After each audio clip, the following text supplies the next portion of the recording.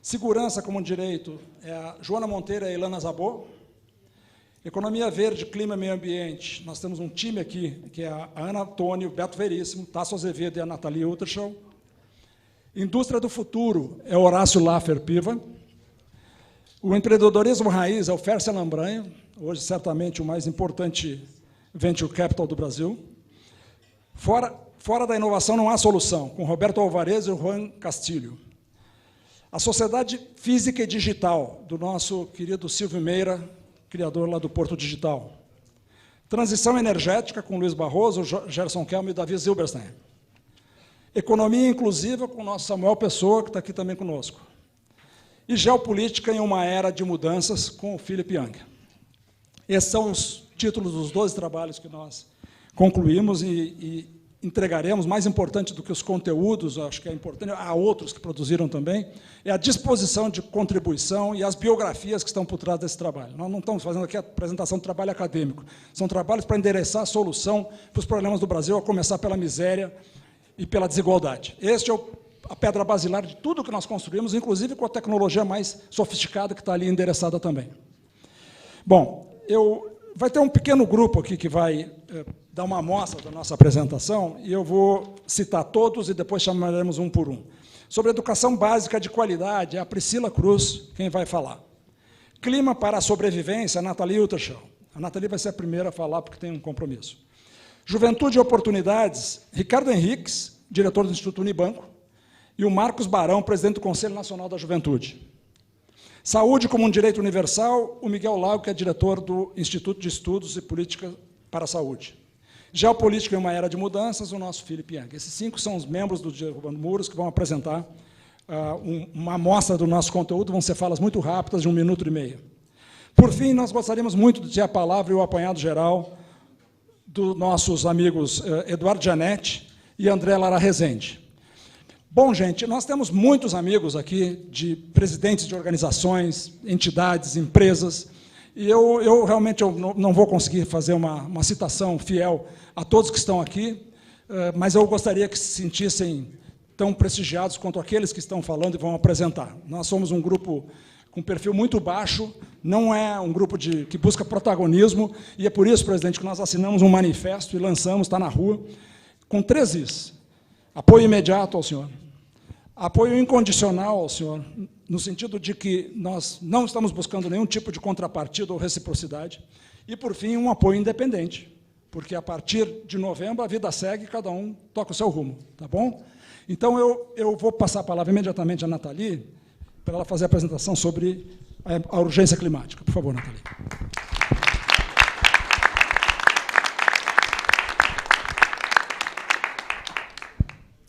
Boa tarde a todos. É uma imensa honra para mim participar dessa reunião hoje e representar o grupo que trabalhou nas propostas associadas a clima e meio ambiente. E quero começar pelo óbvio que precisa ser dito. Essa eleição ela vai selar o nosso destino democrático e ecológico. Primeiro, porque o clima já mudou, só que as políticas continuam sendo feitas por um clima que não existe mais.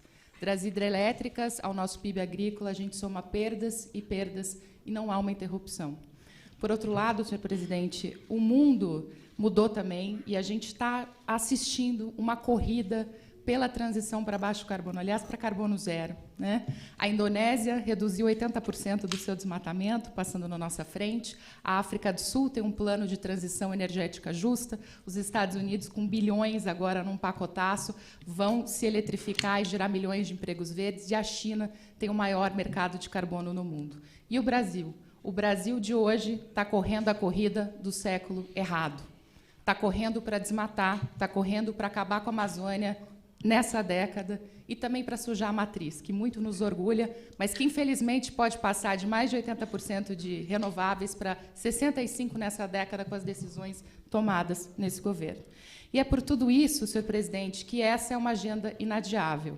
A gente precisa desfazer as 401 canetadas que esse governo tomou, que serviram para passar boiada, e quero fazer uma referência aqui, fazer o resgate atualizado da agenda socioambiental perdida, com a qual o senhor já se comprometeu. É preciso que o Brasil apresente para o mundo uma visão de futuro na qual vale a pena investir. que a gente tenha um foco em 2025, não tem que falar de 2050, é agora, é já, né? E é porque, aliando clima e desenvolvimento no curto prazo, que a gente vai corrigir os sinais errados dados para o mundo e vamos atrair investimentos tão necessários aí para a gente crescer, para gerar empregos e também até para criar espaço fiscal para as outras políticas, especialmente as sociais.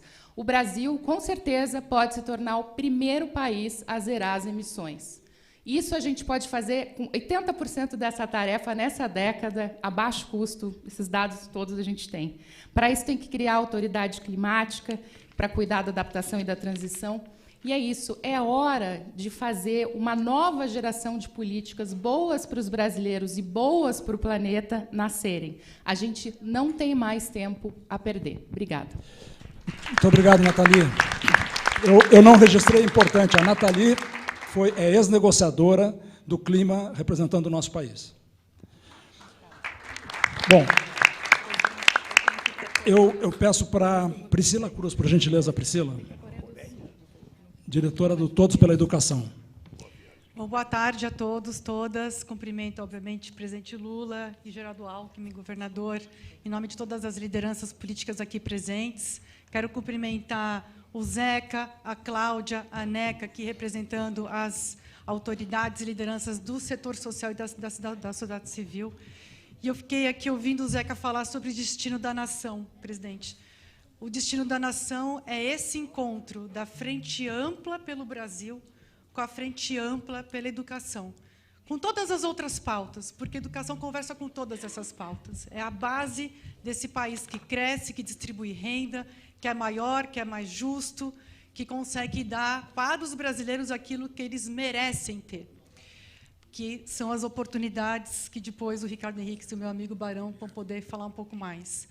Mas essa frente ampla pela educação, com a frente ampla pelo Brasil, é essa união que vai fazer com que a gente tenha esse país. Então, não é à toa que essa fala sai de mim, que vem costurando no Brasil, e eu quero citar também aqui o Binho Marx, que vem fazendo esse trabalho, e vários outros pelo país, que é de conversar, presidente, acho que muito inspirado no senhor, conversar com Ciro, com Simone, com outras candidaturas. A gente conversou com mais de 60 candidaturas pelo país, e aqui não tem muito a ver com o partido, esquerda ou direita, mas é pela educação. E essa frente ampla não é à toa. Quais são as pessoas que sentaram para poder conversar sobre propostas? Justamente aquelas representadas pela sua candidatura, presidente. Então, nunca antes um voto pela educação foi tão claro como agora um voto no presidente Lula. Nunca antes eu pude dizer isso. Olha, qual que é o voto pela educação? É o voto no presidente Lula, nessa chapa com o governador Alckmin. E eu digo isso com muita tranquilidade. Eu digo isso com muita tranquilidade porque, do outro lado, a gente tem o homeschooling. O homeschooling é colocar essas crianças em casa, totalmente à mercê de violência, de abuso, de trabalho infantil, de milícias. Eu estou falando aqui de cortes na educação, estou falando de perseguição àqueles que querem fazer pesquisa. Eu estou falando aqui de um outro lado que não tem nada a ver com a educação que a gente acredita, não tem nada a ver com a educação que a gente precisa no Brasil.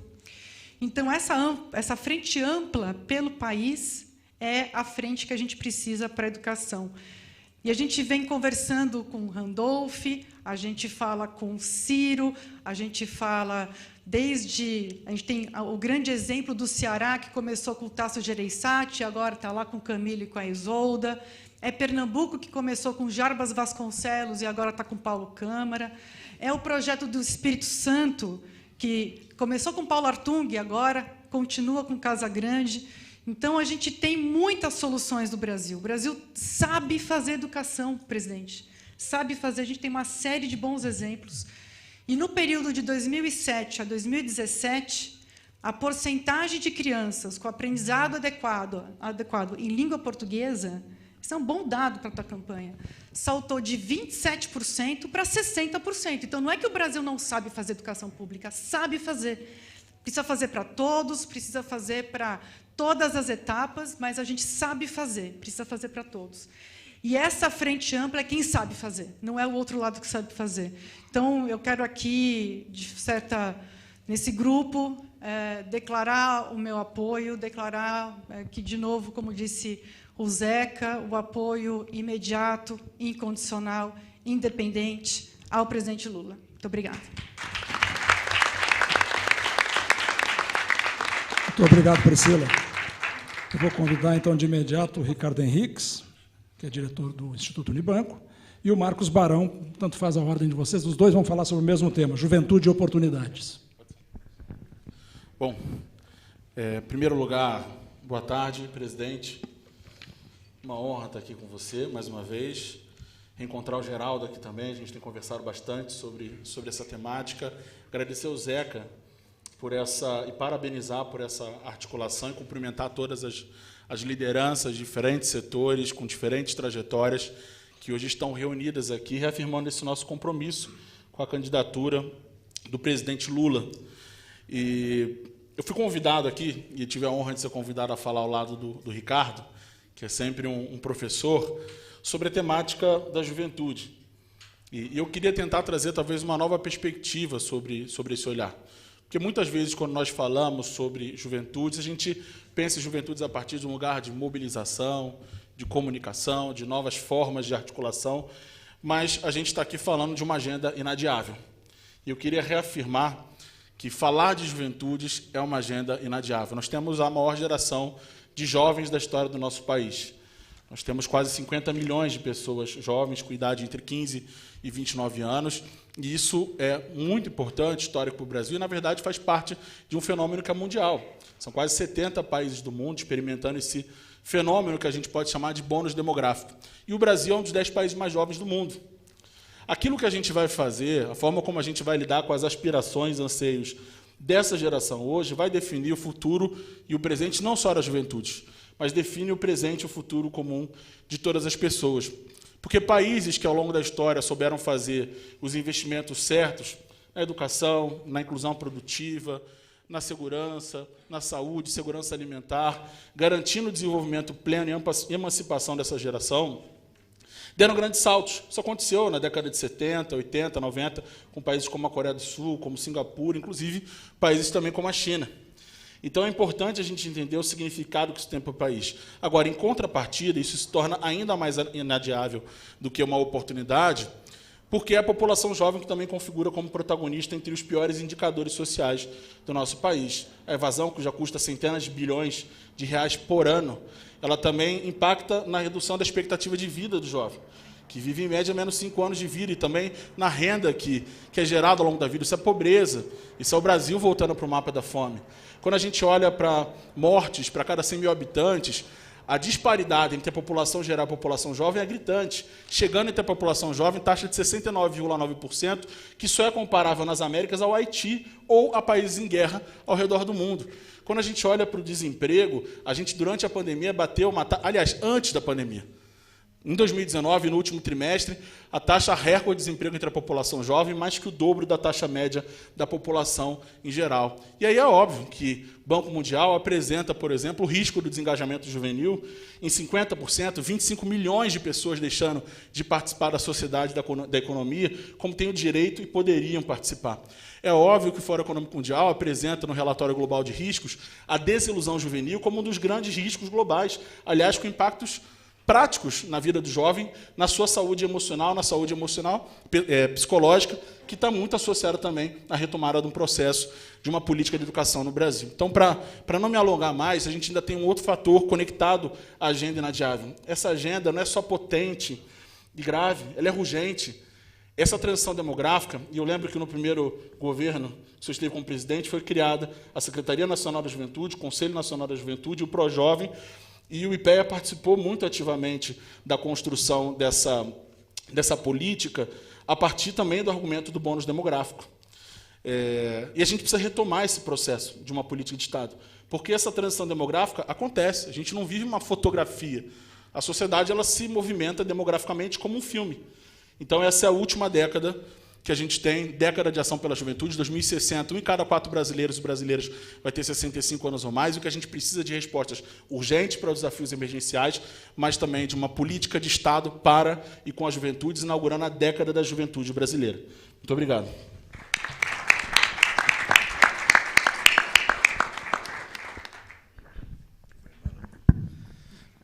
Presidente Lula, governador Geraldo Alckmin, a todos, é um enorme prazer poder estar aqui e seguir essa discussão. Acho que, do ponto de vista da educação das juventudes, nós estamos mais uma das grandes encruzilhadas que estamos vivendo. Evidentemente, a mais importante é a encruzilhada da democracia, né? E o senhor vai resolver isso imediatamente. Mas, além da democracia, da encruzilhada climática, nós temos uma encruzilhada sobre a juventude, sobre o projeto de educação para o país. No que se refere à transição demográfica, que o Barão estava trazendo, daqui a 35 anos a gente vai estar na taxa do Japão, da Itália. Desculpa, você pode falar em pé, porque a imprensa... Opa, posso? Ótimo. Pegando de lado, é ótimo. Então, da transição demográfica, presidente, a gente vai estar nas taxas dos países já estabilizados, e acontece o seguinte, é agora ou não a oportunidade de fazer essa transição. Como o Barão disse, para e com a juventude, mas se a gente não fizer isso, a gente não tem nenhuma chance de sair da armadilha da renda média e conseguir virar um país desenvolvido. Então, a questão da juventude passa a ser crucial. Agora, mais do que isso, a gente tem o seguinte, é o segundo país do mundo com mais neném, relatório saído agora do Education Attainment da OCDE, só atrás da África do Sul, o segundo país com mais contingente de estudantes, de jovens que nem estudam nem trabalham. E esse contingente neném, ele é um contingente que compromete, quando a gente está pensando na inserção soberana do país como um todo, na sociedade do conhecimento, a gente está dizendo que, só para lhe dar um número, de cada 100 crianças que entram na escola, 66 terminam o ensino médio. 34 sequer terminam. Se a gente fizer um recortezinho simples, que é gênero e raça, de cada 100 meninos negros que entram na escola, 53 concluem, ou seja, 47 em cada 100 sequer têm o direito de seguir a vida produtiva, porque eles não acabaram nem o ensino médio, estão fora do jogo.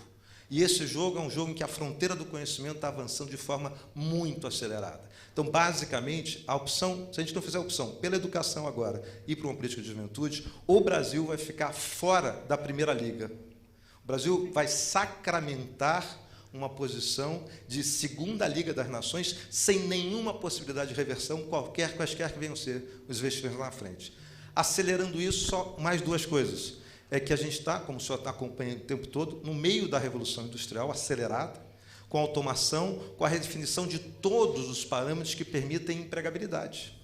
Não são alguns. As configurações do mundo do trabalho se darão de tal forma que não só vários empregos serão extintos, outros serão criados, mas as capacidades e competências necessárias para esses jovens não estão definidas em larga escala na nossa política educacional.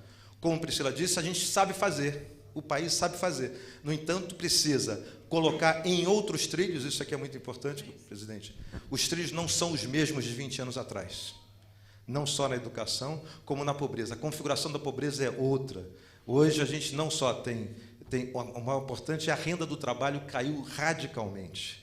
Essa que é o maior traço da configuração da pobreza, e esses jovens não têm competências e capacidades instaladas para ter inserção produtiva. A gente pode estar colocando eles numa situação de limbo também irreversível. Então, a gente pode estar perdendo soberania nacional, sem jogar o jogo das nações, e com um contingente enorme de jovens adultos do futuro sem inserção produtiva. A gente precisa fazer, realmente, recolocar o país em trajetória, que ele vinha em trajetória, mas novos trilhos em uma velocidade muito maior do que a gente fez até hoje. Esse talvez seja o seu maior dilema. Como conseguir dar conta de acelerar a velocidade. Isso entra formação técnico profissionalizante no ensino médio em larga escala. Ensino integral. Ensino integral, presidente, eu acho que é o novo normal. O novo normal será o ensino integral.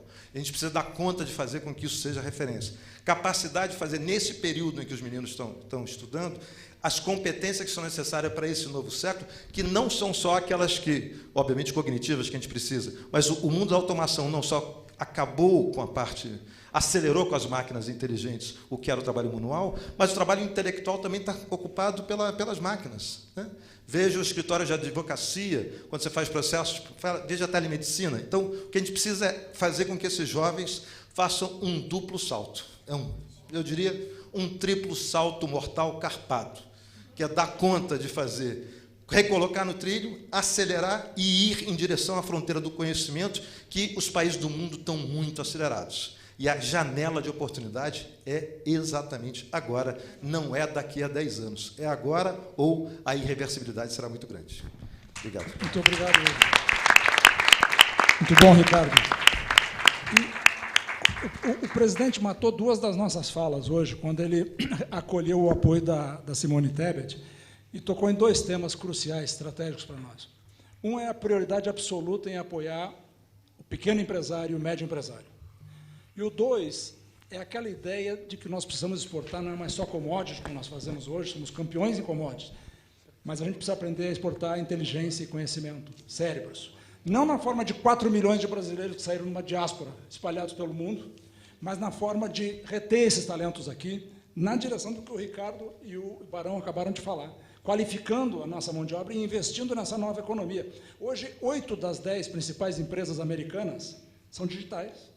Não existiam há 15 anos atrás.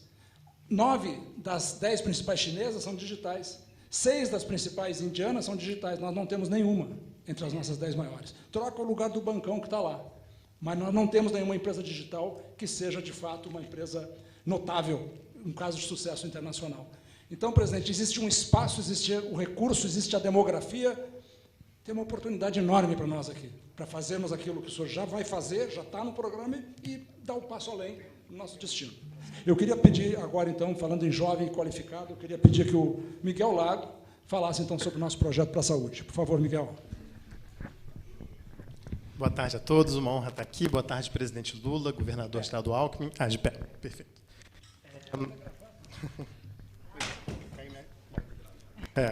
Aí tem que... Bom, boa tarde a todos, boa tarde, presidente Lula, boa tarde, governador Geraldo Alckmin. Eu, enfim, dirijo o Instituto de Estudos para Políticas de Saúde. Também sou cientista político, publiquei recentemente 2 livros sobre o bolsonarismo e, por conta disso, acompanho todo o trabalho de mobilização digital do bolsonarismo nas redes sociais. E uma das coisas que me preocupou é que essa semana começou um novo discurso da estratégia do Bolsonaro que se repete da seguinte maneira: o presidente tem falas infelizes, mas quem nunca? Então, desse jeito, você, no fundo, está dizendo que não precisa ser julgado pelo que ele diz, apenas pelo que ele faz. Mas, em política, falar é fazer. E, na saúde, as falas do Bolsonaro mataram milhares de brasileiros durante a pandemia. Isso está comprovado em estudos científicos absolutamente rigorosos, feitos por pesquisadores brasileiros e pesquisadores estrangeiros também. Então, acho que não é, em que pese todas as nossas excelentes propostas que nós reunimos aqui, junto do Derrubando Muros, para o SUS não sobrevive a uma reeleição do atual governo. E o maior problema de política de saúde que nós temos nesse momento, o maior problema de saúde no Brasil, se chama Jair Messias Bolsonaro. E, presidente Lula, assim como o senhor e como governador Geraldo Alckmin, eu também sou católico. E talvez seja por isso que eu não concordo plenamente com meus colegas da saúde quando eles dizem que o governo foi irresponsável em relação à condução da pandemia. Porque não foi irresponsabilidade, foi cálculo, foi calculado. E foi calculado porque o Bolsonaro imprime um sentido bíblico às suas ações. E ele fez uma associação criminosa entre o uso da máscara e a aplicação de vacina com as marcas da besta presentes no livro do Apocalipse de São João. E, infelizmente, milhares de varões e de varoas acreditaram nessa falácia do presidente. Mas, se o presidente tivesse se dado o trabalho de ler todo o livro do Apocalipse, que ele evidentemente nunca leu, se ele visse o capítulo que descreve a besta, seria curioso, porque a besta é descrito primeiro como alguém que teve uma ferida de morte e foi curado dessa ferida de morte, que teve o poder de ação por 42 meses, que é quase um mandato presidencial inteiro. E lhe foi dado o poder da palavra, lhe foi dado uma boca para proferir arrogâncias e blasfêmias. A besta é o Bolsonaro, a profecia está do nosso lado, e dia 30 de outubro confiamos no senhor para salvar a saúde e salvar esse país e salvar a Igreja Católica. Obrigado. Obrigado, Miguel. Maravilhoso. Philip Young. Philip é diretor do Instituto Urban e vai falar sobre geopolítica na mudança de era. Presidente Lula, governador Alckmin, boa tarde a todos e a todas. Presidente, o seu retorno à cena internacional acontece num mundo totalmente transfigurado, numa cena internacional completamente diferente daquela que o senhor experimentou nos seus 2 primeiros mandatos. A ideia da nossa agenda de geopolítica é analisar essas grandes mudanças das últimas décadas e, a partir dessa análise, propor algumas referências que possam balizar a construção do programa de política externa do seu governo.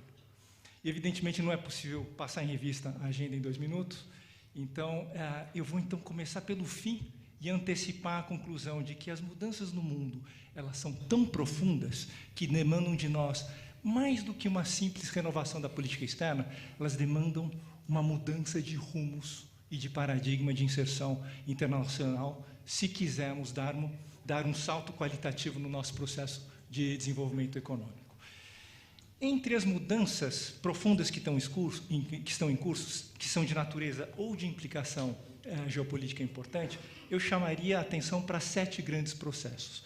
Primeiro, o aprofundamento da rivalidade entre os Estados Unidos e a China no contexto do deslocamento do eixo de poder do Ocidente para o Oriente, tendo a Índia e a China como novos centros de gravidade do poder tecnológico e econômico. Número 2, a volta do velho conflito entre os Estados Unidos e a Rússia, que tem como expressão material hoje a guerra na Ucrânia, né? E que tem como expressão hoje a possibilidade de uma guerra nuclear que não é desprezível, não é? Terceiro, o aumento da desigualdade, né, entre todos nós, em todos os níveis. Número 4, o envelhecimento da população no Brasil e no mundo, com várias implicações. Número 5, o avanço de governos iliberais, não é, mundo afora, de ultradireita e de governos autocráticos, né, de matizes diferentes. Número 6, o imperativo da descarbonização no quadro das mudanças do clima, não é? E, por fim, eu deixo por último a transição digital. E eu deixo por último por uma razão muito óbvia, que eu acho que o Zeca já explicitou.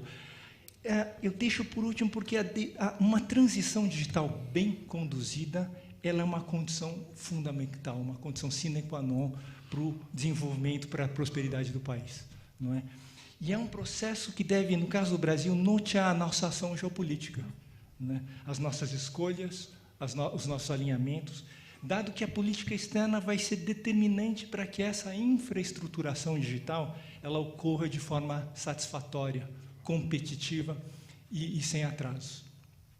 Eu gosto sempre de lembrar que, historicamente, todos os saltos econômicos e tecnológicos no mundo foram precedidos por alguma movimentação geopolítica importante.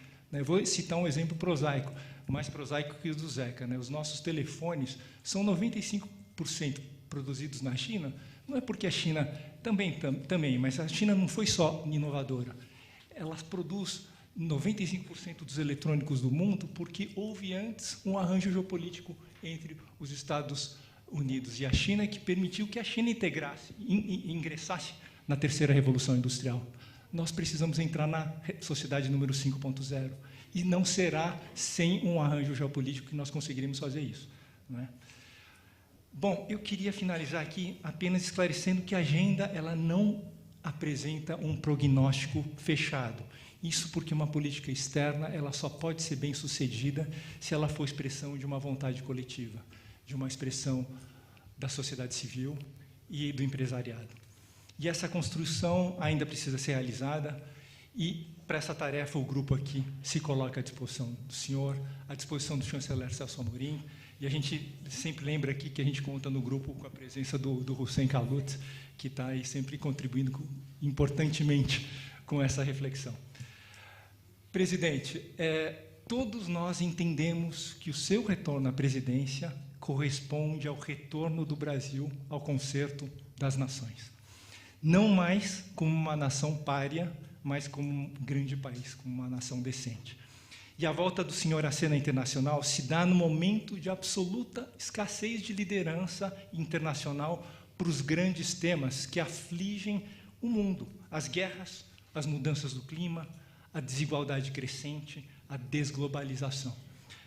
A gente tem muita certeza que a sua vitória, que é a nossa vitória, vai fazer uma diferença não só para o Brasil, mas para o mundo todo. E aí eu quero sublinhar, presidente, que o nosso apoio aqui é amplo, é geral e é irrestrito. Muito obrigado, Felipe.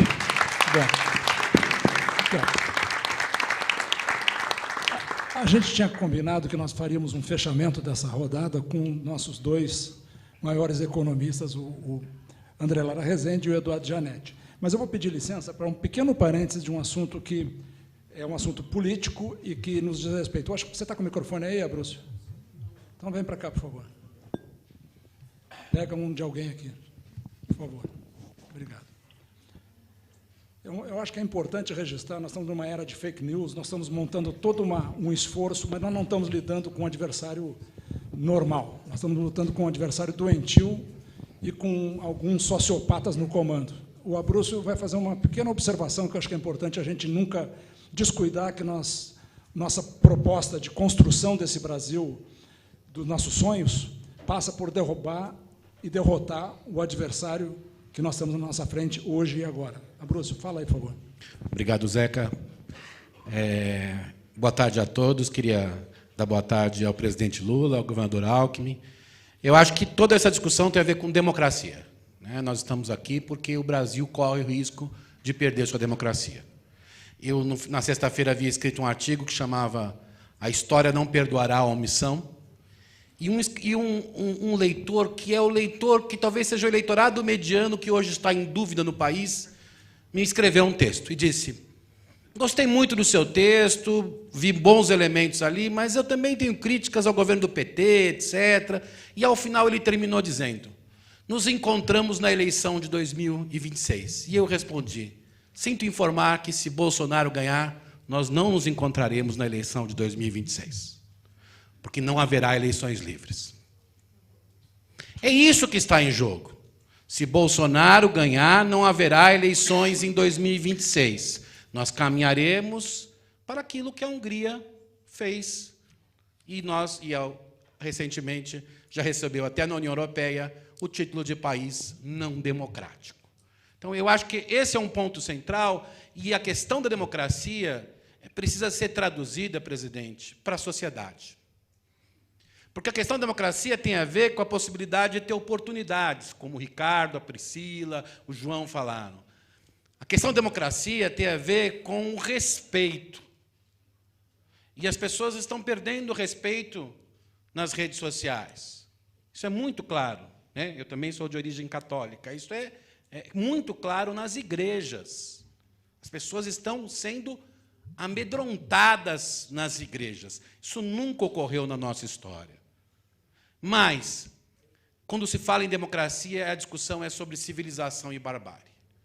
O que aconteceu hoje neste vídeo da eleita senadora Damares, a usar crianças para falar de questões sexuais de uma forma disgusting, abjeta, nojenta, tentando lembrar a tradução, nojenta, terrível, já marca o que vem por aí. Então, apoiar esta frente ampla pelo Brasil contra Bolsonaro é apoiar a democracia e lutar contra a barbárie. E isso precisa ser explicado para o povo. E eu falo, minha fala foi de última hora que me pediram, faço uma última sugestão, que se a ideia é de uma frente ampla, presidente, vários setores estão aqui com vários temas importantes.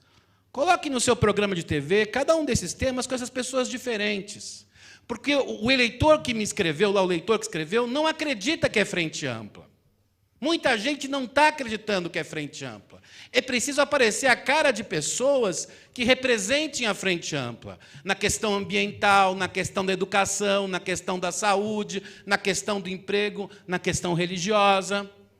Porque se aparecer na TV, questão ambiental, 3 ou 4 pessoas de partidos diferentes que estão te apoiando, pessoas diferentes na educação, pessoas diferentes nas mais diversas áreas que eu estou vendo por aqui, as pessoas vão acreditar que é uma frente ampla pelo Brasil contra Bolsonaro, em favor da democracia e contra a barbárie. Porque eu tenho filhos, eu não quero que minha filha cresça neste clima de barbárie. Já foram 2 fatos nessa semana em que o presidente Bolsonaro e seu grupo usou crianças para ganhar a eleição. Eu fico me perguntando aonde eles vão parar. Então, nesse sentido, e falando agora, Zeca, pelo grupo, nosso apoio é um apoio para que nós tenhamos democracia, melhores políticas públicas. Todas as políticas públicas do governo Bolsonaro fracassaram na educação, fracassaram na saúde, fracassaram no meio ambiente, fracassaram na assistência social. E nós precisamos retomar a esperança na democracia. Presidente, acho que o peso que estamos colocando em ti e no governador Alckmin é um peso que não é um voto, é um peso de esperança pela volta à democracia, porque senão em 2026 talvez nos encontremos apenas no exílio. E eu não gostaria desse destino para nós. Obrigado. Muito obrigado, Abrúcio. Reforçando o que o Abrúcio está dizendo, uma coisa que nós nos passamos aqui, não mencionamos. Com a ameaça à democracia e ao Estado Democrático de Direito, acabou o fluxo de investimentos para o Brasil. É importante que a gente tenha esse registro. Os empresários que estão ou em cima do muro apoiando a barbárie dessa senhora cometeu hoje mesmo, eles não estão se dando conta que nossa interlocução com o fluxo de capital do Brasil é 2% do PIB mundial, gente. 2,5% do PIB mundial. Nós somos insignificantes no grande concerto das nações. Se a gente, ainda por cima, rompe as pontes todas com a instabilidade que esse governo atual significa, nós estamos abdicando, basicamente, abdicando de tudo, e do futuro, inclusive. Eu queria pedir agora, então, que o Eduardo Janete, por gentileza, fizesse seu comentário aí da nossa introdução, e logo em seguida o André.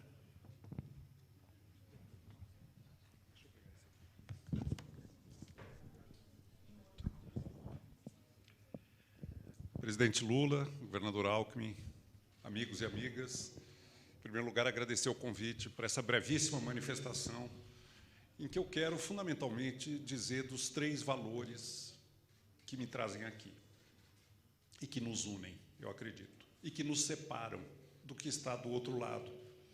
O primeiro valor é o compromisso com a democracia.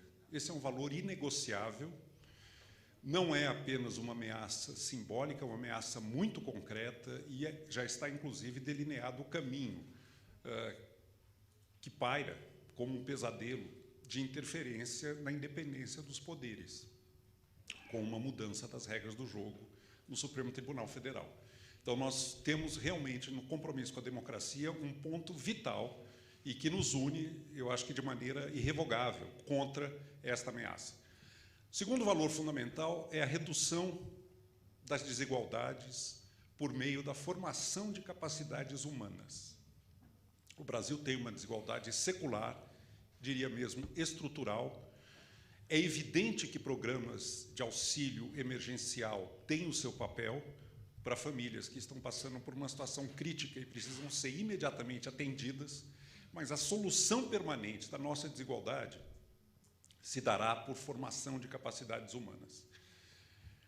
O futuro do Brasil não vai ser decidido em reunião do Copom, não vai ser decidido em profundezas do pré-sal, não vai ser decidido em ministérios.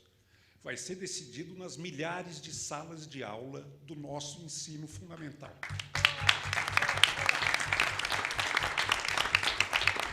É aí que nós temos que virar o jogo para nos tornarmos uma nação à altura do nosso sonho e da nossa esperança.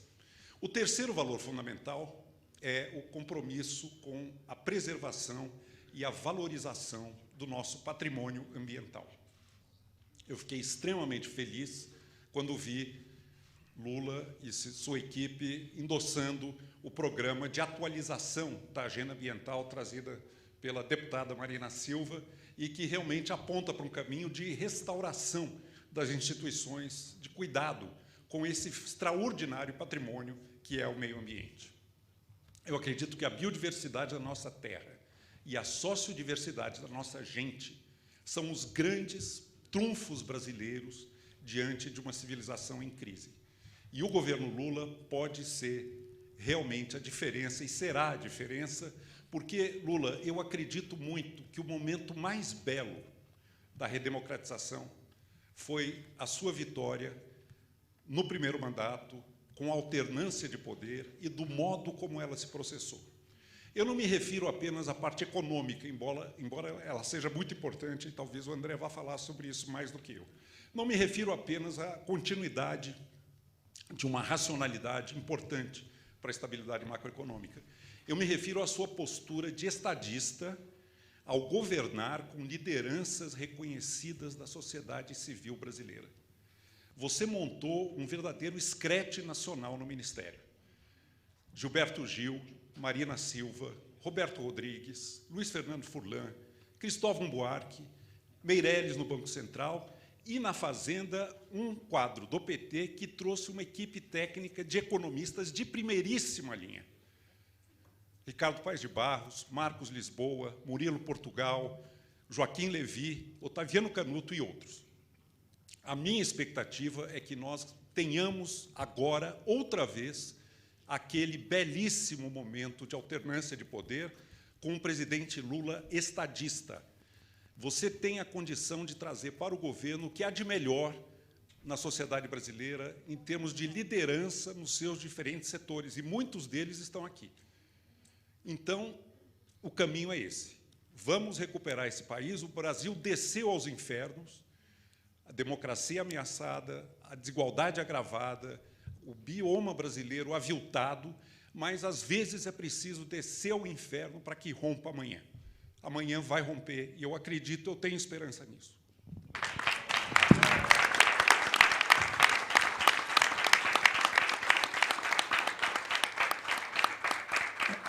André, Lara Rezende, por favor.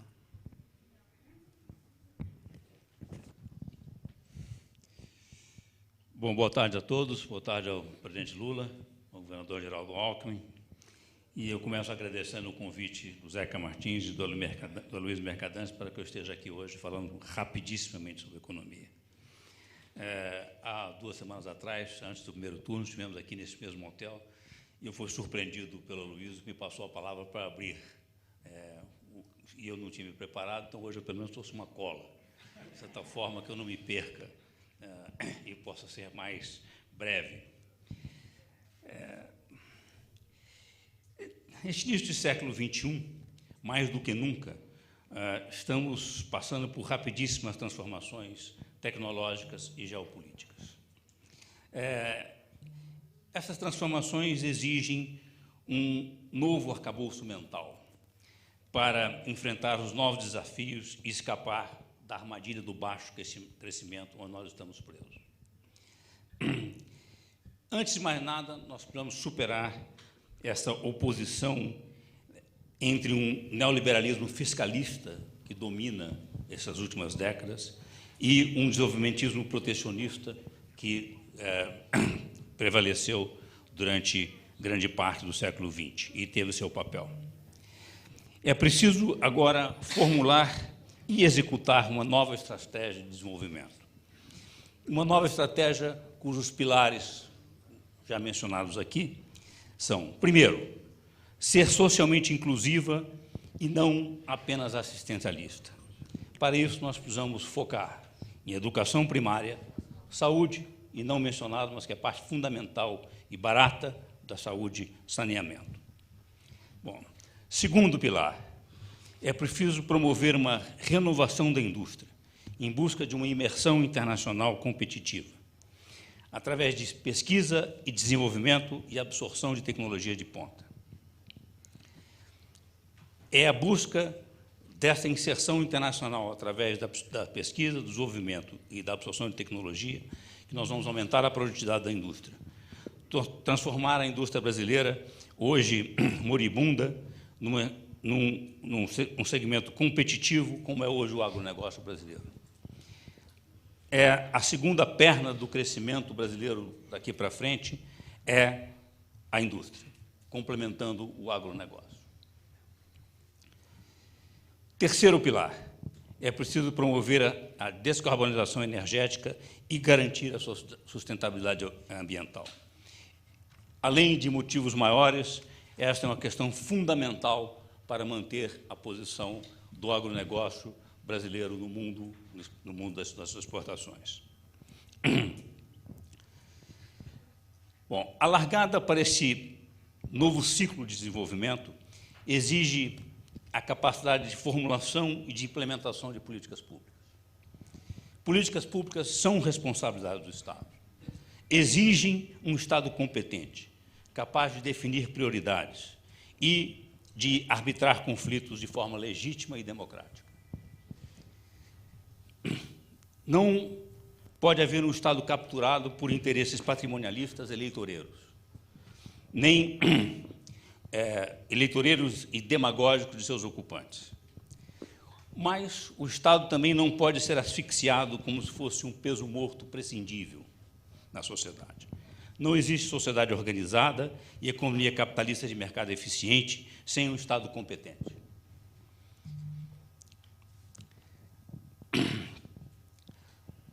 Em períodos de rápidas mudanças como o que estamos, exige que nos reformulemos nosso arcabouço mental com os olhos voltados para o futuro. Não para o passado, repetindo fórmulas que se tornaram obsoletas.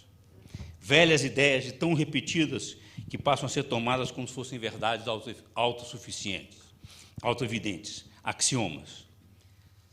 Temos que questionar e temos que refazer esse nosso arcabouço mental. Para isso, é preciso, como sempre, é preciso prudência. É preciso que não se faça sobressalto e senão não se aumente as incertezas do cenário.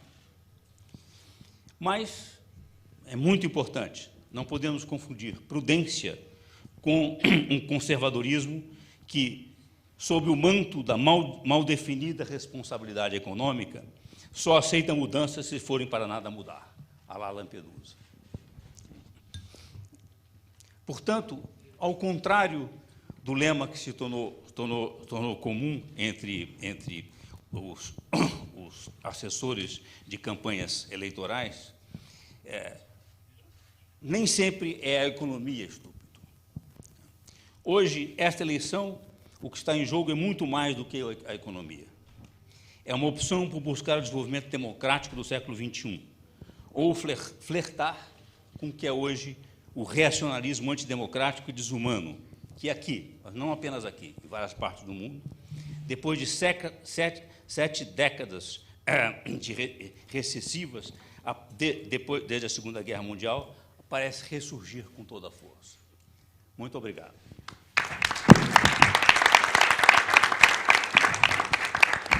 Muito obrigado, André, pelo sacrifício de vir até aqui, saindo daqui para um voo e fez esse esforço de estar conosco. Bom, eu vou pedir a licença, então, para o Aloysio Mercadante, para fazer a entrega formal, simbólica também, da nossa agenda inadiável a ele, para que ele, então, possa fazer o aproveitamento e o uso que achar que deve. Muito obrigado.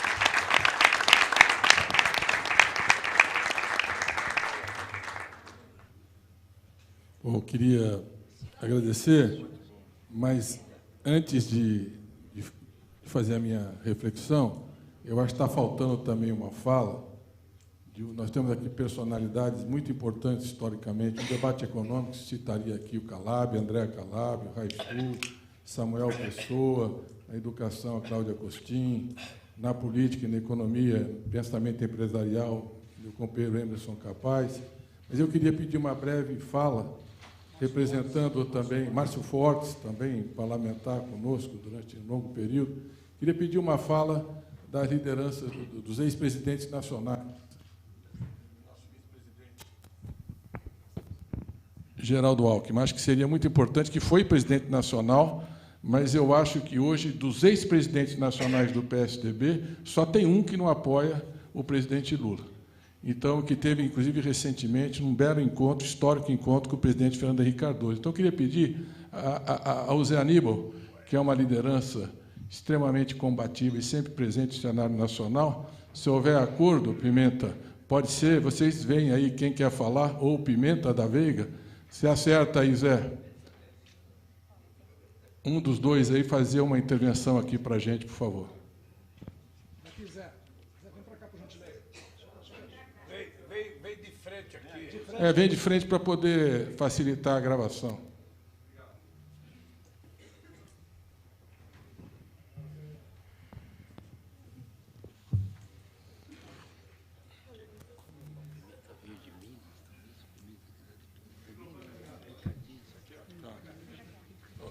Ô, Pimenta, vamos fazer uma coisa. Você veio lá de Minas Gerais e afinal de contas, hein, Aloysio? O Aloysio já falou aqui que também é um ex-presidente que tem sido fundamental em toda essa nossa caminhada. Mas vir de Minas aqui e não falar não dá. Então, por favor, vem aqui com o Zé Aníbal aqui na frente e aí você faz a sua intervenção. Afinal de contas, a eleição nacional sempre é um retrato da eleição em Minas. Tenho certeza que a sua intervenção vai ajudar na vitória. Eu ia convidá-lo. Hein? Pronto. Agora está melhor. Bem, eu tenho uma enorme satisfação de estar aqui. Eu posso pedir só para foto, convidar também a Luiz, você vem aqui para a foto, que afinal você é o concurso aí, presidente, ex-presidente, senador com 15 milhões de votos, ex-ministro e uma grande liderança.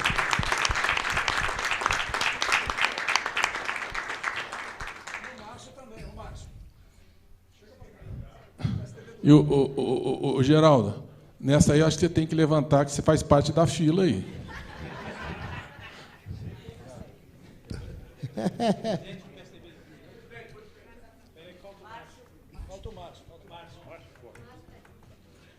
Agora o eixo está completo, né? É o presidente do PSDB São Paulo, do Rio de Janeiro. Minas e Rio. Mas, olha, eu tenho enorme satisfação de estar aqui e de ver essa dobradinha aqui. Não é? Por uma razão que tem tudo a ver com a nossa história. Há 33 anos atrás, o Mário Covas apoiou o Lula na disputa contra o Collor. E o apoiou por razões que logo depois se tornaram óbvias e levaram ao impeachment do Collor. São as mesmas razões, em grande medida, que nós, ex-presidentes do partido, decidimos pelo apoio à chapa Lula-Alckmin. A democracia, o Brasil não pode sacrificar mais uma geração. Seria um desastre para o Brasil. A educação não pode ser mais discurso, ela tem que ser ação, e uma ação forte, em todos os níveis, de qualificação dos nossos jovens, que ficam pelas ruas de São Paulo e das grandes capitais às tardes, batendo papo, porque não tem qualificação. Eu sei que o Lula, que viveu isso pessoalmente, foi que permitiu a ele ter uma posição no mercado de trabalho, e daí por diante tudo mais que fez, é fundamental essa educação. E para combater essa ignorância que nos surpreende hoje no Brasil. É algo impressionante isso. É de quem não tem nenhuma formação, além daquela básica de alfabetização. O resto é tudo impressão, é tudo avaliação equivocada, sem contextualização, enfim. E, por último, eu, como nasci em Rondônia, mais ou menos perto da Marina, quando o meu estado só tinha 2 cidades, Porto Velho e Guajará-Mirim, que era o começo e o fim da estrada de ferro Madeira-Mamoré. Essa questão da Amazônia, cada dia que eu vejo o que acontece na Amazônia, no teu Amapá também, é de chorar. É uma devastação. Eu fico plantando umas arvorezinhas lá no meu sítio de Mata Atlântica, já plantei umas 3.000. Eu falo, isso aqui eles derrubam em meia hora lá, ou queimam. E, por último, o compromisso, não é, com o combate às desigualdades. Isso é uma marca, de diferentes modos, dos nossos governos, do governo Lula, do governo do PT, desse campo democrático. Portanto, eu queria também mencionar aqui Geraldo e Lula. O Geraldo conhece bem. O personagem que está ali, aquele rapaz de azul, é o Tião Farias. Ele ontem me ligou e disse, escuta, eu queria ir lá amanhã. O Tião foi o personagem mais próximo do Mário Covas durante os anos do governo do Mário Covas. E o Tião foi um dos primeiros a se manifestar, logo no término da eleição, pelo apoio ao Lula. Isso contou muito para nós. Finalmente, o Teotônio me mandou uma mensagem, Teotônio Vilela, e ele mandou junto, Lula, essa foto aqui, você com ele. E fez menção a de que essa eleição não é uma eleição comum, é um plebiscito. E, nesse plebiscito, a posição dele é clara, pela democracia, relembrando o pai dele, aquele extraordinário brasileiro, que foi o Teotônio Vilela. E quero, então, por isso, passar a palavra para os mineiros. Os mineiros sabem a direção em que os elefantes voam. E o Pimenta sabe bem disso.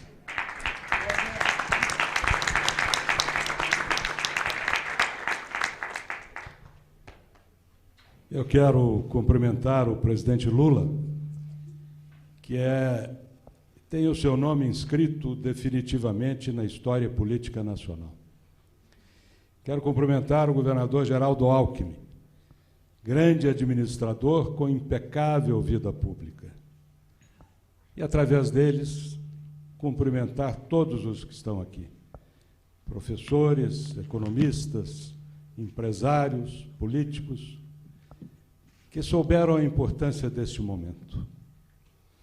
Eu acho que a maior parte dos que estão aqui sabem que, ao longo da minha vida pública, tive grandes embates com o PT.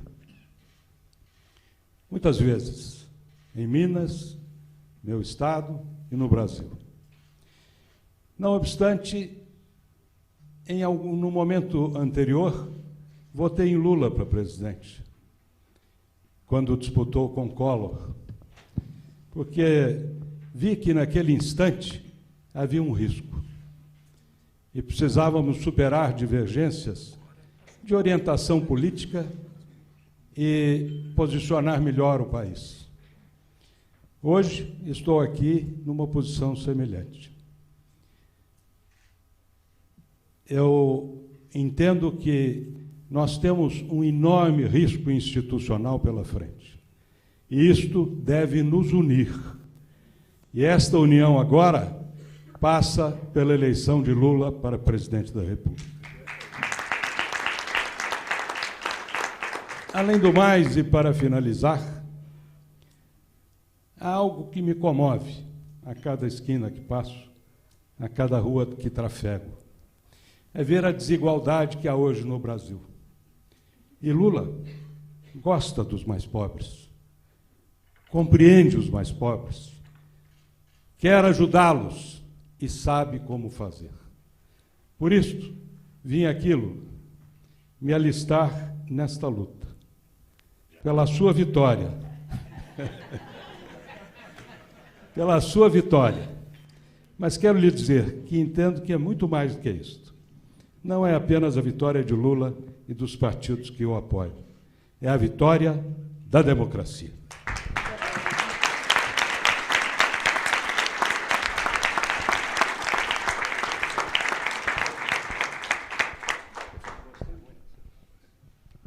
E temos 20 dias para conquistar essa vitória.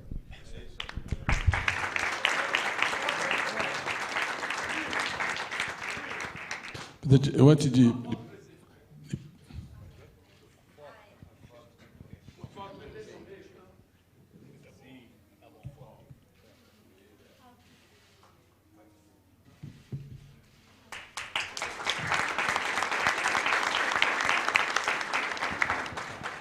Olha, de forma muito breve, eu queria agradecer essa contribuição. Vou passar a palavra ao nosso vice-presidente Geraldo Alckmin, dizer que, como foi explicado aqui no início, a imprensa não estava, foram 3 anos de trabalho do grupo Derrubando Muros, 120 pessoas que desenvolveram 12 temas que, evidentemente, nós vamos analisar, repassar para a nossa coordenação do programa, que são representantes dos 10 partidos da Aliança.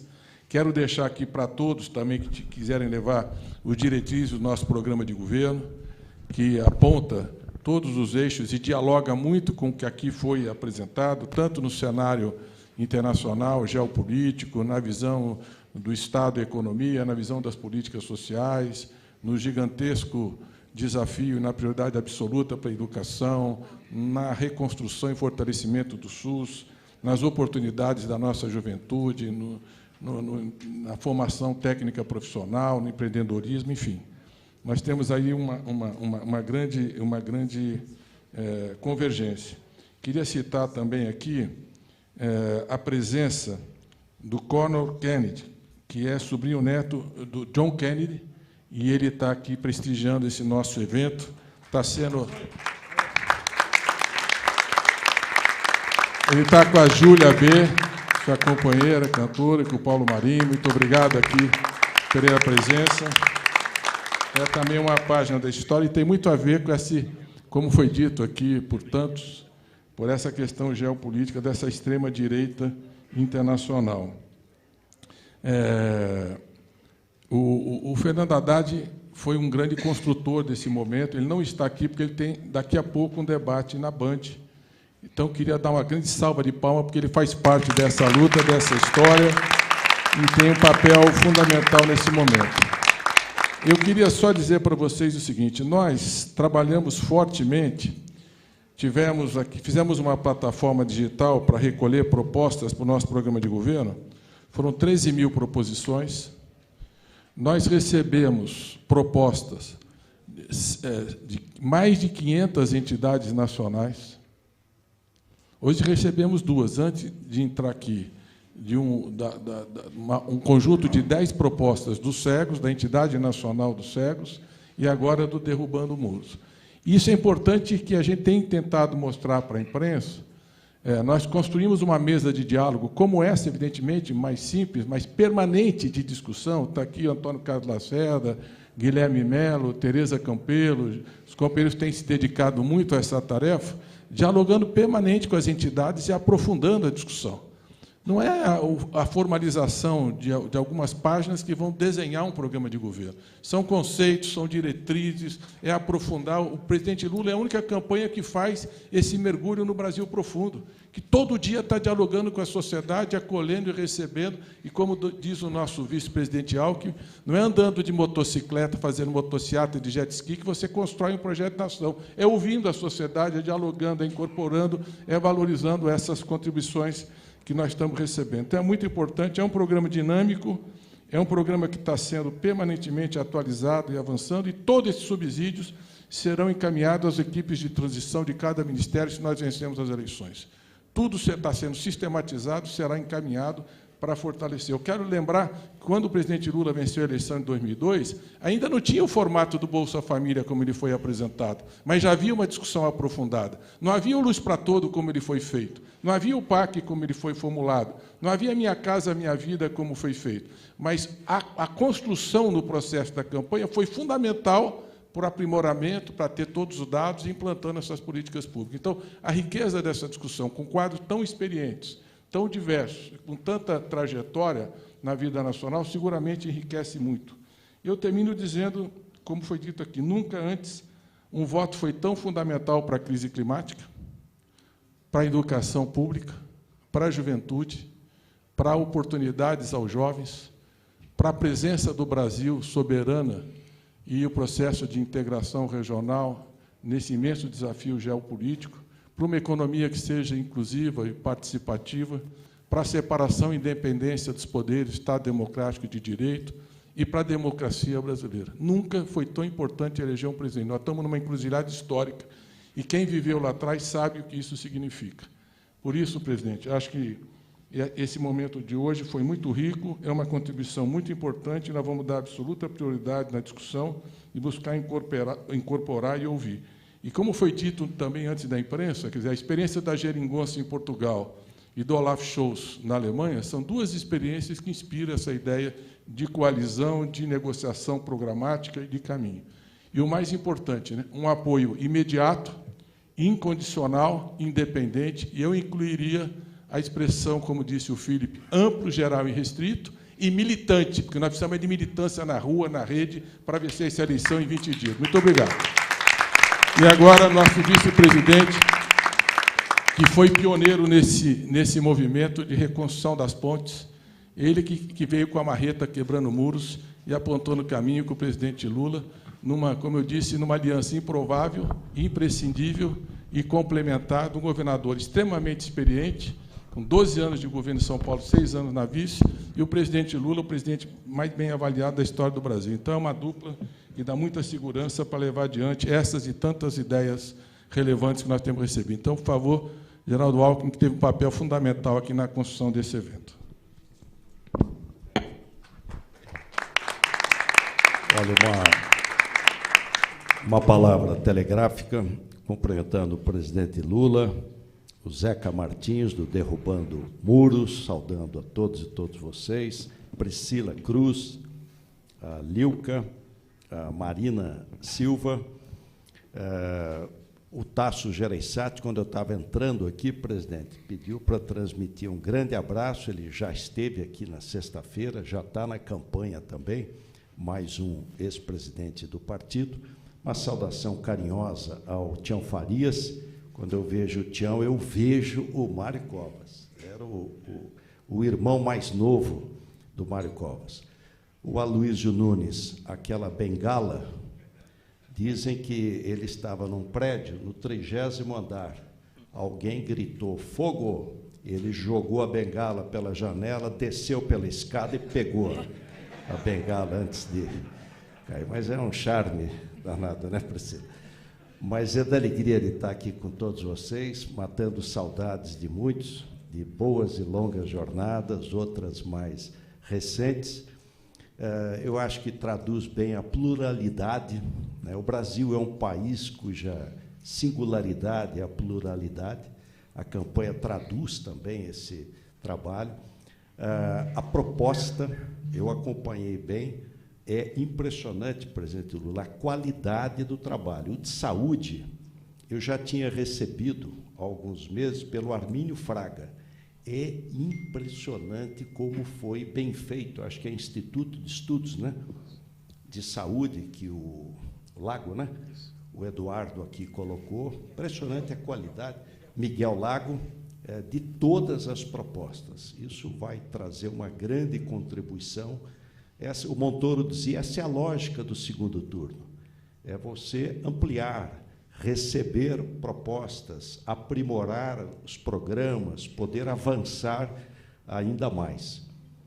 Fico muito feliz de estar aqui com vocês e, como disse o Aloysio, agora são 20 dias aí de campanha, né, nas redes sociais, nas nossas áreas de influência, que são todos formadores de opinião. A campanha está indo bem, mas a gente tem que acelerar.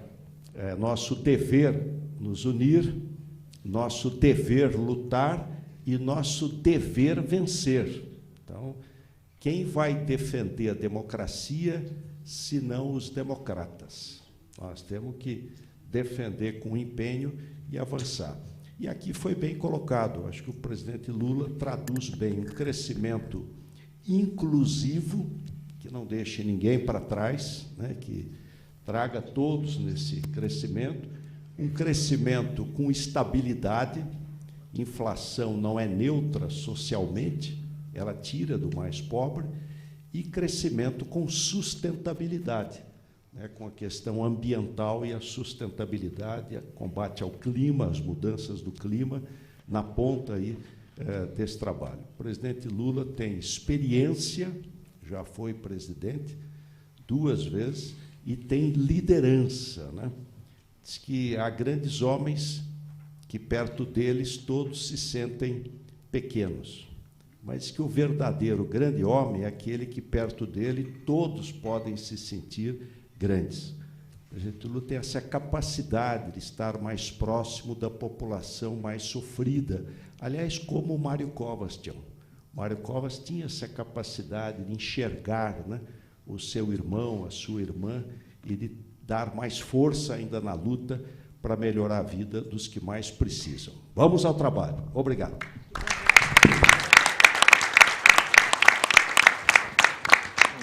Queria só registrar também a presença do senador Randolph, que tem viajado o Brasil e contribuído muito, nossa querida Marina, reeleita e ministra, que deu uma grande contribuição ao programa também na questão ambiental. Quer? Então vai, Marina.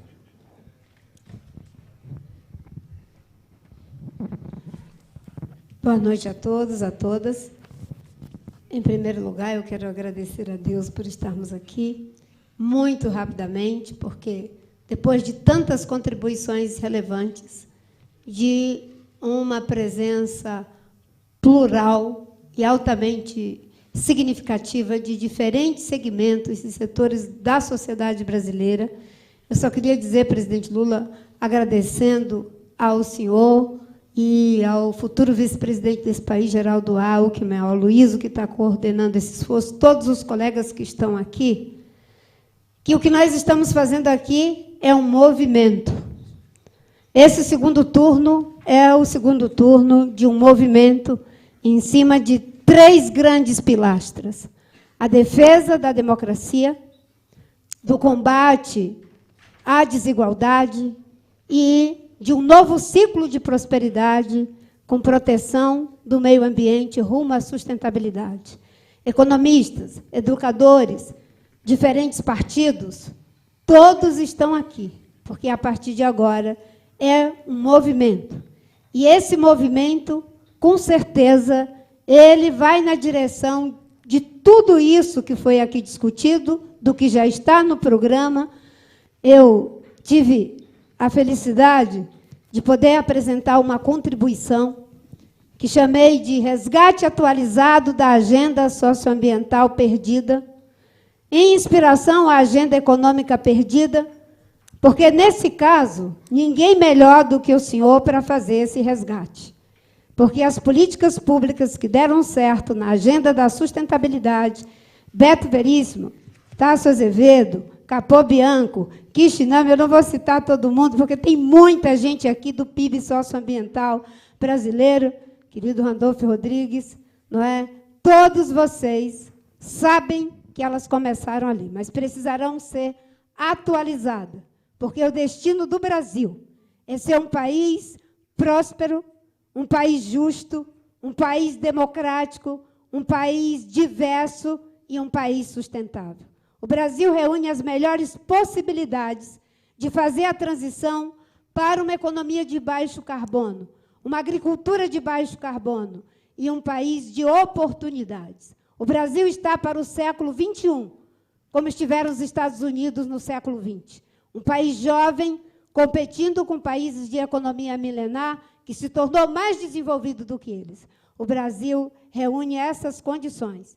E o senhor, nesse momento, é também, junto com o governador Alckmin, aquele que reúne as melhores condições para tornar esse Brasil vitorioso. E só posso agradecer a oportunidade, porque só numa democracia, uma ex-seringueira que vem de um regime de semi-escravidão pode estar aqui para dizer que também pode contribuir. Só numa democracia, um operário pode ser aquele que reúne agora as melhores condições para derrotar Bolsonaro e o bolsonarismo. E o Bolsonaro que aprenda. Só numa democracia o capitão pode ser eleito, porque numa ditadura quem é eleito quem ganha é o general. E nós não queremos um país de ditadores. Nós queremos um país de oportunidade, inclusive de oportunidade na política. E isso é a democracia que faz. Que Deus abençoe o Brasil.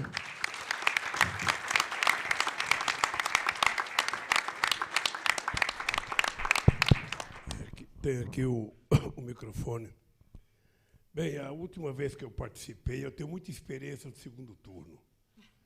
A última vez que eu participei foi contra meu companheiro Alckmin aqui. Deixa eu dizer uma coisa para vocês. Eu estou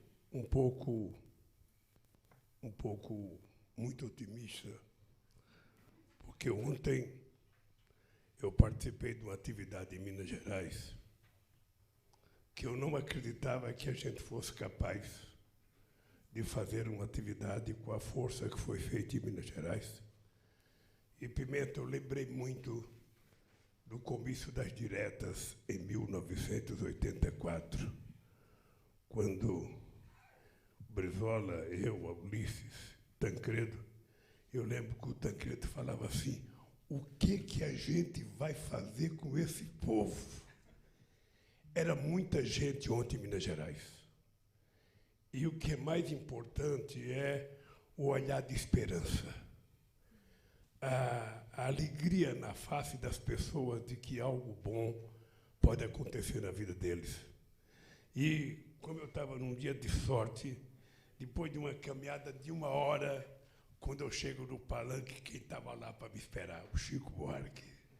aí foi a realização total do nosso evento. E hoje essa reunião com vocês aqui, eu, sinceramente, não pensei em reunir tanta gente boa, qualificada, num dia só. É até perigoso colocar todo mundo no mesmo espaço, na mesma hora, nesse mundo que a gente está vivendo.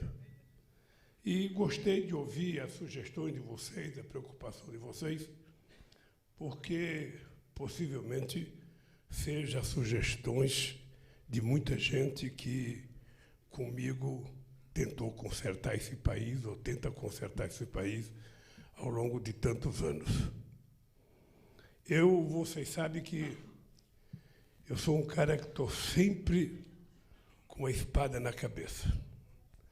Quando eu ganhei as eleições em 2002, a minha paura, o meu medo, era não repetir o fracasso do Wałęsa na Polônia.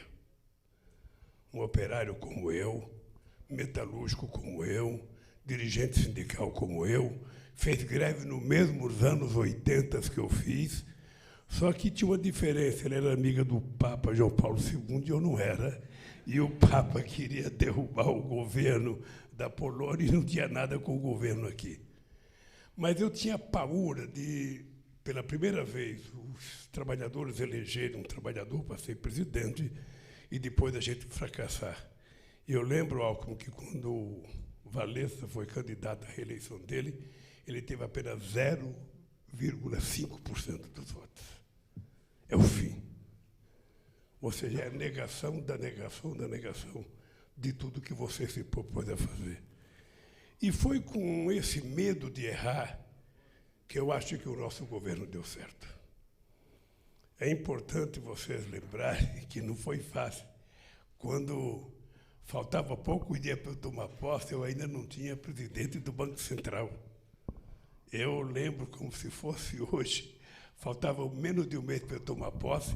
Eu não tinha nem noção de quem seria o meu comandante do Exército, da Aeronáutica ou da Marinha, porque naquele tempo eu não conhecia nem um sargento. O máximo que eu conhecia era os soldados rasos que corriam atrás de mim na Vila Euclides. E foi com essas dúvidas que a gente foi construindo, conversando e montando o governo. Eu, quando indiquei o Furlan para ser ministro da Indústria e Comércio, eu não conhecia o Furlan. Quando eu indiquei o Bresser Pereira, e logo juntei o Bresser Pereira com o Furlan, o Bresser Pereira não, o do BNDES. O Lessa. No mesmo dia que eu indiquei o Lessa era uma coisa da minha querida Maria da Conceição Tavares. Aí, quando eu indiquei o Lessa, eu indiquei o Furlan e fomos colocar os dois na mesa, e eu logo percebi que os dois não se bicavam. Aí, eu dei um tempo e falei para Luiz Mercadante, ó, você tem meia hora para esses dois se dar bem, senão nenhum dos dois vai para o governo. E a gente foi montando o governo, eu conto todo dia, o Roberto Rodrigues, eu estava em Araxá, o Alckmin também estava numa reunião com vários governadores do PSDB, e o Alckmin ia chamar o Roberto Rodrigues para ser secretário de Agricultura dele. Eu não conhecia o Roberto Rodrigues. Eu tinha assistido uma palestra do Roberto Rodrigues, que eu fui levado pelo Graziano. E aí eu falei, Alckmin, não, você não vai levar o Roberto é meu. E o Alckmin falou, então, para o governo federal eu cedo. Ele foi meu ministro. Sabe, eu tinha visto o Celso Amorim uma vez na vida, quando ele era embaixador em Londres. E eu lembro que o Valfrido Maris Guias, no dia que eu fui chamar ele, era do PTB, ele estava sendo acusado de um crime. E ele falou, eu não posso aceitar, porque eu estou sendo acusado de um crime. E eu falei, mas você cometeu o crime? Ele falou, não, então aceita e se defende. Bom, depois não deu em nada o crime que ele estava sendo acusado. Bem, como é que a gente monta o governo? Vocês sabem que montar uma equipe não é uma coisa simples. Não basta a pessoa ser, sabe, de excelentíssimo conhecimento específico. É preciso que haja uma mistura, sabe, do conhecimento com a política. Porque quando a gente está governando, a gente pode errar em qualquer coisa que tem conserto. Mas se você errar na política, você não conserta. Se você errar o time da política, você perdeu o tempo todo e perdeu o mandato. Então, eu prezo muito, nesse tempo em que o negacionismo nega a política, nesse tempo em que a gente tem o Bolsonaro pela negação da política nesse país, eu valorizo muito a política. Valorizo muito.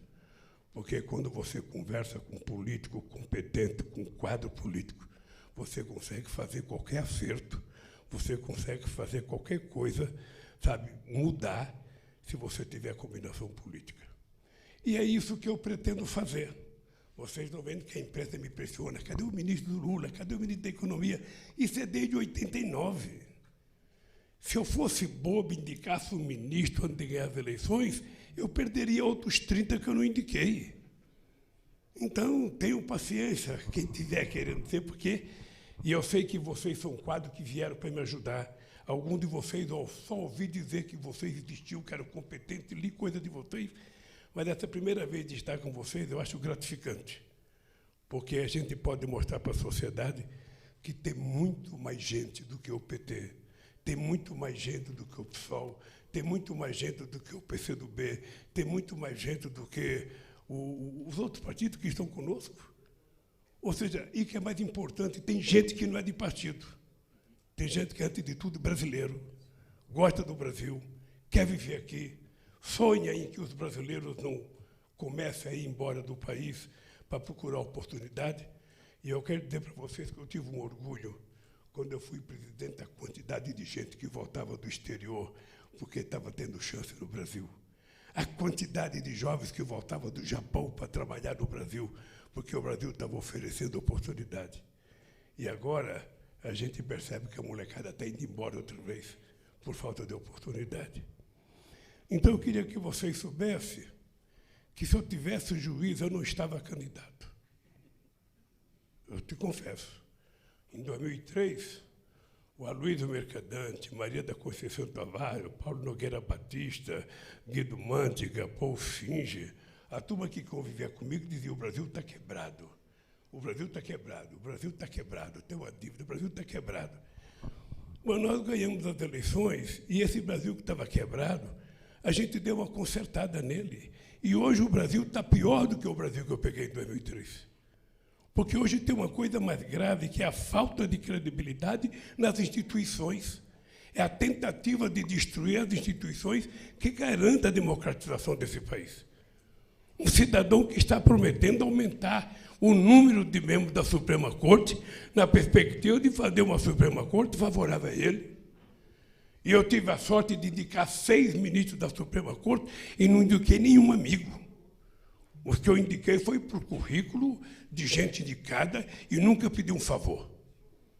Tenho orgulho de ter indicado 6 e nunca pedi um favor, porque eles não foram indicados para me ajudar. Eles foram indicados para cumprir o papel da Suprema Corte, que está escrito na Constituição. É assim que deve ser, e não... Então, eu fico pensando, eu acabei de casar dia 18 de maio. Eu casei, eu falei, por que eu não vou viver minha vidinha, sabe, quem sabe meus últimos 40 anos de vida, sabe, bem com a minha mulher? Não. Eu aceitei ser candidato porque eu acho que, nesse instante, o Brasil está precisando de alguém que tenha credibilidade junto ao povo brasileiro e que tenha credibilidade junto ao mundo exterior. Eu tenho dito para o Alckmin, tem 3 palavras que eu acho fundamental: estabilidade, credibilidade e previsibilidade. Se o presidente não tiver essas 3 palavras como pilares do seu comportamento e da sua ação, ele não consegue nem montar governo e muito menos consegue restabelecer a credibilidade que esse país tem que ter no exterior. Quando eu fui fazer a última viagem para a Alemanha, para a França, é que eu queria mostrar para a sociedade brasileira que é possível alguém, não tendo o cargo de presidente, ser tratado com mais dignidade do que o cara que é presidente, porque o cara que é presidente não se respeita. Não se respeita. Não gosta de política externa. Sabe? Veio o presidente da França aqui, ele prefere fazer a barba. Veio o presidente de Portugal, ele prefere desrespeitar. Então, qual é a tranquilidade que eu quero passar para vocês? É que eu não posso errar. Eu não tenho tempo de errar. Eu tenho 4 anos de mandato. Eu sei o grau de expectativa que está na cabeça de milhões de pessoas nesse país. Eu sei a expectativa que essa gente tem. E eu não vou frustrar essas pessoas. Eu quero que vocês saibam que a minha determinação é fazer o que tiver que fazer. Mas que nós vamos acabar com a fome, outra vez nós vamos acabar com a fome. Que nós vamos recuperar o poder de geração de emprego nesse país, nós vamos ter que gerar. A gente não vai conseguir arrumar todos os empregos com a qualificação necessária que não dá para você fazer em 4 anos. Mas esse país não pode viver de auxílio emergencial a vida inteira. O povo brasileiro, na verdade, quer viver de trabalho. É o trabalho que dá dignidade. É o trabalho que dá o direito para ele levar comida para a sua família às custas do seu suor. E é isso que nós temos que fazer. E aí eu vou precisar de vocês. Pode ter certeza que eu vou bater na porta de cada um de vocês. Não saio daqui sem deixar endereço. Porque não é uma tarefa minha consertar esse país, é uma tarefa nossa. É uma tarefa nossa. Sabe, o potencial é extraordinário. A Amazônia deve ser utilizada como um trunfo desse país em qualquer negociação para discutir qualquer assunto do mundo. E a gente não pode aceitar, sabe, que tem homem do agronegócio bom e homem do agronegócio horrível. Não. Tem gente do agronegócio e tem os bandidos. Os bandidos é aqueles que não respeitam a questão ambiental, é aqueles que querem desmatar. E esses caras não podem ser confundidos como gente do agronegócio. Eu não sou daqueles que digo que o Brasil não pode continuar exportando só soja ou minério de ferro. Até porque eu acho que esse país, ao exportar soja, hoje a gente está exportando muita tecnologia num grão de soja, muita engenharia genética numa carne de frango, numa carne de porco. Não é fácil, a gente demorava 90 dias para matar um franguinho, hoje mata com 35 dias. Demorava 48 meses para matar um boi, hoje você mata com 15 meses, 18 meses. E eu ainda estou prometendo que o povo vai comer picanha? Um dia vai ter que ter a picanha para comer. Então, gente, eu quero dizer para você o seguinte, as eleições não é uma eleição fácil. Nós não estamos disputando uma eleição dentro de um processo democrático normal. Esse aqui me chutava a canela e eu só passava a mão nas costas dele, alisando, porque eu não sei chutar de canela. Terminou as eleições e a gente continuou como amigo. Eu perdi 2 eleições para o Fernando Henrique Cardoso e ia para casa chorar. Lamber minhas feridas, como dizia o Brizola, e votar 4 anos depois. Mas esse cidadão é anormal. O comportamento dele é anormal. Ele não teve nenhuma formação civilizatória. E ele pensa no Brasil para ele. As Forças Armadas é dele, a Suprema Corte é dele, o Congresso é dele, o país é dele. E não é assim que a gente vai recuperar esse país. Esse país a gente vai recuperar fazendo com que a sociedade brasileira exercite a democracia. E nós temos que ter cuidado. Eu vou dizer nós, agora eu vou me incluir no mesmo grau de vocês. Nós, intelectuais, políticos, temos que ter cuidado. Quando a gente falar a palavra democracia, nós temos que saber que a palavra democracia ela tem que ser direta. A democracia não é só o povo gritar que está com fome. Ele tem que comer. Não é só ele gritar que quer morar, ele tem que morar. Não é só estar na Constituição que ele tem direito, mulher e homem, trabalho igual, salário igual. O princípio geral está lá, mas é a regulamentação. Nós temos que regulamentar. Porque senão a democracia perde sentido. Ela fica muito vazia. Então é preciso transformar, e esse é o meu sonho. Esse é o meu sonho. Sabe, garantir que as pessoas morem numa casinha simples, garantir que as pessoas comam 3 vezes ao dia, garantir que é possível melhorar a educação fundamental, melhorar o ensino técnico, melhorar o ensino universitário. Tudo isso é possível e nós provamos. Basta que na área econômica a gente não tem ninguém dizendo que investir em educação é gasto. Não me fale que investir em educação é gasto. Educação é investimento. Porque muitas vezes a gente fala, não posso investir em cultura porque é gasto. Não posso investir na política agrícola porque é gasto. Nós temos que nos perguntar quanto custou ao país a gente não investir nessas coisas no tempo certo que outros investiram. Quanto custou não ter feito a reforma agrária na década de 50? Quanto custou a esse país ter a sua primeira universidade apenas em 1920, enquanto os outros tiveram 300 anos atrás? Então, esse país está sempre atrasado. E nós somos a geração que poderemos tirar esse país do atraso. Então, eu quero dizer para vocês, como candidato, penso ganhar as eleições. Vou precisar de vocês, não como eleitores apenas. Vou precisar de vocês como construtores da governança que esse país precisa para a gente sair do atoleiro em que nós nos metemos. Obrigado pela participação de vocês. Espero que a gente possa se encontrar brevemente para continuar discutindo.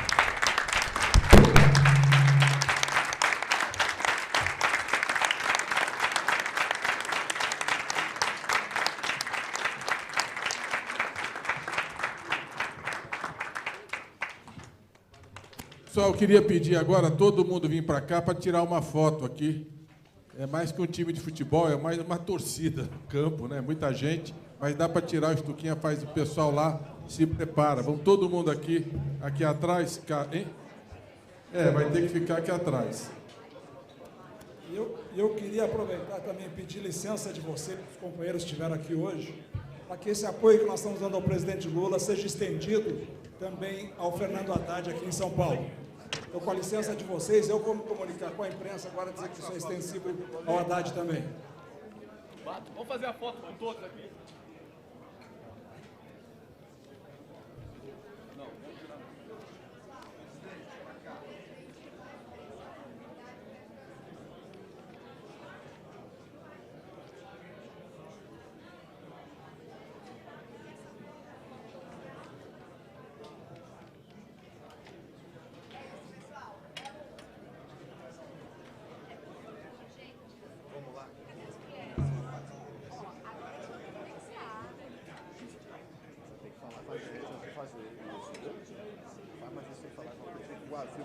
Vamos organizar.